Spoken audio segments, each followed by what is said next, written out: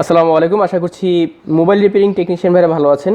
হৃদয় ভাইয়ের পক্ষ থেকে সবাইকে আন্তরিক শুভেচ্ছা ও অভিনন্দন দিয়ে ভিডিওটি শুরু করছি। আজকের এই ভিডিওতে আমি অ্যানালগ মিটার সম্পর্কে বিস্তারিত আলোচনা করার চেষ্টা করব। তাছাড়া প্র্যাকটিক্যাল দেখানোর চেষ্টা করব এইটার ব্যবহার বিধি বা কীভাবে ইউজ করতে হয়। সাধারণত এই অ্যানালগ মিটারটির সাথে পরিচিত নেই এমন কোনো টেকনিশিয়ান পাওয়া খুবই দুষ্কর। আপনারা জেনে থাকবেন বাংলাদেশে বর্তমান মোবাইল সার্ভিসিং একটি ট্রেন্ডিং বিষয়। মোবাইল সার্ভিসিং সেক্টরে জড়িত রয়েছেন অনেকেই বা নতুন নতুন অনেক টেকনিশিয়ান হচ্ছে আমাদের এই বাংলাদেশে। ফর এক্সাম্পল, আপনি একটি বিল্ডিং বানাবেন, সেই বিল্ডিংয়ের ফাউন্ডেশন যদি নর্মাল দেন তাহলে ছোটোখাটো ভূমিকম্প আসলে সেই বিল্ডিংটি ভেঙে যাওয়ার সম্ভাবনার চান্স বেশি থাকে। তেমনি করে আপনি যদি মোবাইল সার্ভিসিং সেক্টরে বেশি দিন সাস্টেইন করতে চান তাহলে অবশ্যই আপনার মোবাইল রিপেয়ারিংয়ের যেই কোর কনসেপ্টগুলো বা ফাউন্ডেশন নলেজ খুব ভালো থাকতে হবে, না হলে আপনি বেশি দিন সাস্টেইন করতে পারবেন না। তাছাড়া মিটার এবং পার্টস পরিচিতি নিয়ে রিসেন্টলি আমি যে ভিডিওগুলো পাবলিশ করেছিলাম সেই ভিডিওগুলো যদি দেখে না থাকেন আমাদের চ্যানেলের একটি প্লেলিস্ট রয়েছে, সেই প্লেলিস্ট থেকে দেখে আসবেন। তো চলুন শুরু করা যাক।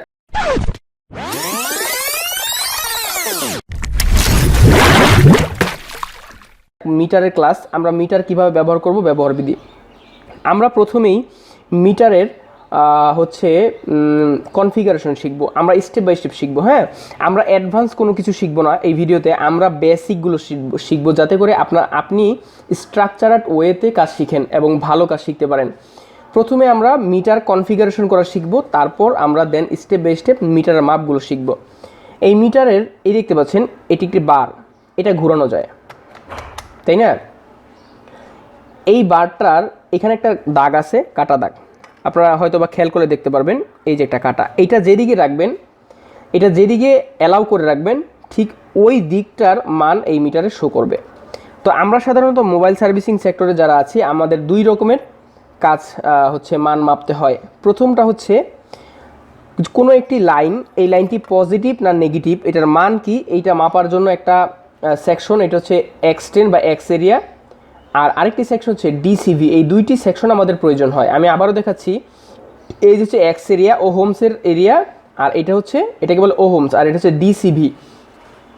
প্রথমে বলে নেওয়া ভালো যে ডিসিভি এটাতে কি মিনিং দাঁড়ায়, এটাতে বোঝায় ডিসি ভোল্ট, ওকে।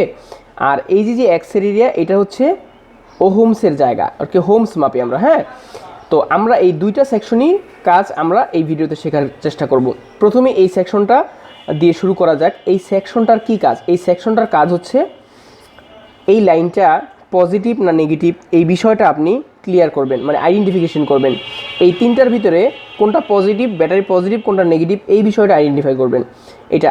আর এই ডিসিভি মানে ডিসি ভোল্ট, অর্থাৎ চার্জারের থেকে যে আউটপুটটা বের হয় বা 12 ভোল্টের ব্যাটারি থেকে যে আউটপুটটা বের হয় সেই আউটপুটে কত ভোল্টেজ আছে সেই ভোল্টেজগুলো মাপার জন্য আমাদের এইখানে যদি আমরা দিয়ে দিই তাহলে আমরা সেই মাপগুলো বা সেই মানগুলো আমরা পাবো। এখন বিষয়টা হচ্ছে আমরা এই এক্স এরিয়ার বা ওহোমসের এরিয়ায় আসা যাক।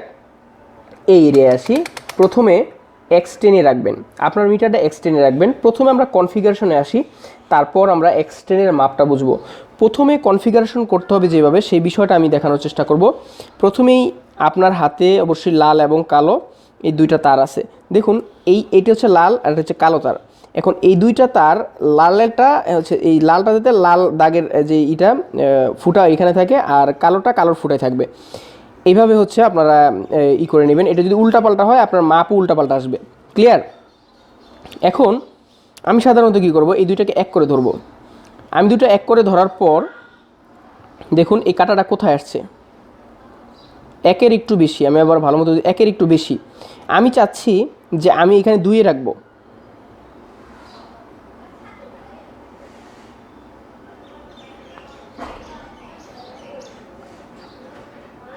আচ্ছা, আমি আবারও ধরি, 2 আসছে। আমি ভালো মতো দেখিয়ে দিই। এইটা হচ্ছে ভলিউম। এই ভলিউমটা ঘোরানোর পর এইটা কনফিগার হবে। এই কনফিগারটা আমরা কেন করছি? এই কনফিগারটা করছি, এটা হচ্ছে আমার নিজস্ব কনফিগারেশন। এটা যদি আপনি মনে রাখতে পারেন তাহলে মিটারের মাপ খুবই সহজ। এটা যদি উল্টাপাল্টা হয় আপনার মাপ অনেক সময় উল্টাপাল্টা আসতে পারে, তাই এটা অনেক সময় এদিক ওদিক থাকতে পারে। আপনি যেটা করবেন, আপনি আপনার মতো করে এটাকে কনফিগার করে নেবেন, তাহলে আপনার মাপটা আপনি সঠিকভাবে বুঝতে পারবেন।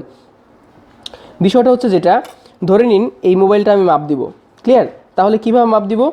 এই মোবাইলটার 1টা 2টা 3টা কাটা। এখন এটা হচ্ছে ব্যাটারি কানেক্টরের, এটার পজিটিভ কোনটা নেগেটিভ কোনটা এটা আমাদের মেপে বের করতে হবে। আমি আবারও দেখাচ্ছি আমরা কেন এই মাপটা শিখলাম। এই যে ডিরেক্ট কনফিগারেশন মানে আপনার নিজস্ব ডাইরেক্ট কনফিগারেশন কত 2। ওকে, এইটা মনে রাখতে পারলে এটা মাপটা একটু পরে আপনি বুঝতে পারবেন। আমরা এই যে মিটারের কালো একটা আছে স্টিক আছে, এই স্টিকটা আমরা ধরবো কোথায়, এইখানে। আমি আপনাদের সুবিধার্থে আমি আর একটু সামনে আনি ক্যামেরার অ্যাঙ্গেল, যাতে আপনি খুব সহজ বা সুন্দরভাবে দেখতে পারেন। এইখানে 3টা বার আছে। এখন এই 3টা বার থেকে নেগেটিভ এবং পজিটিভ বের করতে হলে প্রথম শর্ত হলো এই যে মিটারের কালোটা নেগেটিভটা, এই নেগেটিভটা এইখানে নেগেটিভে রাখতে হবে। কিন্তু এখানে সবচেয়ে বড় প্রশ্ন বা একটু কনফিউশন আসতে পারে যে আমরা তো এখনও পর্যন্ত জানি না যে এই 3টার ভিতরে কোনটা নেগেটিভ, আমরা এইটা নেগেটিভে টাচ করবে কীভাবে। বর্তমান সময়ে মোবাইল সার্ভিসিং একটি যুগোপযোগী পেশা। যারা একেবারে বিগিনার রয়েছেন, অনলাইনে বসেই আপনারা কোর্স সম্পূর্ণ করতে চাচ্ছেন, তাদের জন্য রয়েছে আমাদের স্পেশাল মোবাইল ফ্ল্যাশিং এবং হার্ডওয়্যার কোর্স। আপনারা অল্প কিছু টাকা ইনভেস্ট করেই ভালো মানের কাজ শিখতে পারবেন। তাছাড়া আমাদের এখানে রয়েছে সরাসরি মেন্টর সাপোর্ট। তাছাড়া মোবাইল ফ্ল্যাশিং বা মোবাইল হার্ডওয়্যার এক্সপার্ট হতে হলে অবশ্যই আপনার একটু শ্রম দিতেই হবে। তাছাড়া আমাদের এই কোর্স করার মাধ্যমে আপনি প্রফেশনালভাবে ঘরে বসে অথবা দোকানে বসে আপনি কিন্তু এই কাজটা সহজে শিখে নিতে পারেন। এই বিষয়টা আমি একেবারে ইজি এবং সিম্পল মেথডে দেখানোর চেষ্টা করব। এখন যেহেতু আমরা জানি না যে এখানে কোনটা নেগেটিভ, সেহেতু আমাদের একটা শর্টকাট ওয়ে আছে। একটি মোবাইলের মাদারবোর্ডের যে সিম চেম্বারগুলো, মেমোরি চেম্বারগুলো, এই চেম্বারগুলো যে টিনগুলো হয়, এগুলো সাধারণত বডি হয়। আবারও বলছি, একটি মোবাইল মাদারবোর্ডের সিম চেম্বার বা অথবা যে মেমোরি চেম্বারগুলো হয়, চেম্বারে যে টিনগুলো হয়, এই টিনগুলো হয় বডি অর্থাৎ নেগেটিভ। তাহলে আমরা শর্টকাটে পেয়ে গেলাম একটা নেগেটিভ পেয়ে গেলাম। যেহেতু আমরা নেগেটিভ পেয়ে গেছি, আমরা কিন্তু এই নেগেটিভে এখন এই নেগেটিভে এটা রাখতে পারবো। এই কালোটা আমি নেগেটিভে রাখছি, ওকে, কালোটা নেগেটিভে রাখছি। এখন এই যে লালটা আমি এখানে ধরলাম। আচ্ছা, এখানে 2-এর একটু বেশি আসছে। আমার সরাসরি কত? সরাসরি হচ্ছে আমার 2-এর একটু বেশি। যাক, একটু টলারেন্স হতে পারে, কোনো সমস্যা নেই। আমার সরাসরি হচ্ছে 2-এর একটু বেশি। আর এখানেও আমরা এটাতে পাচ্ছি কত? 2-এর বেশি, তাই না? তার মানে এটা আমাদের নেগেটিভ। আচ্ছা, আমরা কিভাবে আইডেন্টিফাই করবো নেগেটিভ? আমরা কিভাবে বুঝলাম? একটা লজিক দেখাই। এই 2টা এক করলে যেহেতু আমাদের 2-এর বেশি আসতেছে, তার মানে আমি যখন এই বডিতে ধরবো, যদি এই বডিটা এখানে থেকে থাকে, তাহলে 2-এর বেশি আসবে। কারণ এইভাবে ধরা আর এইভাবে ধরা তো একই কথা হইলো। এই একটাতে ধরলাম, অর্থাৎ এই নেগেটিভটা এইটা বডিটা। আচ্ছা, এইখানে ধরার পর যদি আমাদের 2-এর ওইখানে না যায়, তাহলে আমরা সহজেই বুঝতে পারবো, আইডেন্টিফাই করতে পারবো এটা আমাদের পজিটিভ। হ্যাঁ, কীভাবে বুঝলাম? এই যে আমরা একত্র করে ধরলে এখানে 2, এবং এখানে যদি এখানে মাপি আমরা এইটাও 2-এর বেশি যাচ্ছে, তার মানে এটা আমাদের নেগেটিভ। আর আমরা যখন এইটাতে ধরতেছি তখন 5-এর বেশি যাচ্ছে না, তার মানে এটা হচ্ছে আমাদের ব্যাটারি কানেক্টর পজিটিভ, মানে ব্যাটারির পজিটিভ লাইন। এইভাবে আপনারা খুব সহজভাবেই নির্ণয় করতে পারবেন মিটারের মাপ, বা 3টি কাটা থাকলে বা 2টি কাটা থাকলে ওই কাটারগুলোর ভিতরে কোনটা পজিটিভ এবং কোনটা নেগেটিভ। এখন প্রশ্ন আসতে পারে, মাঝখানের যেই লাইনটা, সাধারণত মোবাইল টেকনিশিয়ানদের ভিতরে অনেক কনফিউশনই থাকে যে মাঝখানের লাইনটা কী। এই মাঝখানের লাইনটা হচ্ছে বিএসআই, মানে ব্যাটারি সিগন্যাল। তার মানে আমরা সুনিশ্চিতভাবে বা সুন্দরভাবে বুঝতে পারলাম যে অ্যানালগ মিটারের যে ওহমসের যেই বিষয়গুলো, কিভাবে ওহমস মাপবেন বা অ্যানালগ মিটার কিভাবে ব্যবহার করতে হয়। আমি আবারও বলছি, যখনই আপনারা কোনো কিছু মাপ দিতে যাবেন, প্রথমে এই মিটারের এই যে এক্সটেনি দিয়ে নেবেন। এক্সটেনি দেওয়ার পর আপনারা সঠিকভাবে আপনাদের কনফিগারেশনটা করে নেবেন। আমার কনফিগারেশন আমি করে নিলাম এখানে এক্সাম্পল 2। তাহলে আপনারা সবসময় আরেকটা বিষয় মনে রাখবেন, এইখানে কোনটা নেগেটিভ বা কোনটা পজিটিভ, এটা মাপার প্রথম শর্ত বা প্রথম নিয়ম হচ্ছে এইটা অবশ্যই মোবাইলের বডিতে থাকবে, মানে কালোটা নেগেটিভটা নেগেটিভে থাকবে মোবাইলের। তারপর এইটা দিয়ে আপনি যেই লাইনটা মাপতে চান বা নির্ণয় করতে চান, ওই লাইনের উপরে টাচ করলেই ওই লাইনটা পজিটিভ না নেগেটিভ সেটা ভ্যালুটা বের করে দিবে।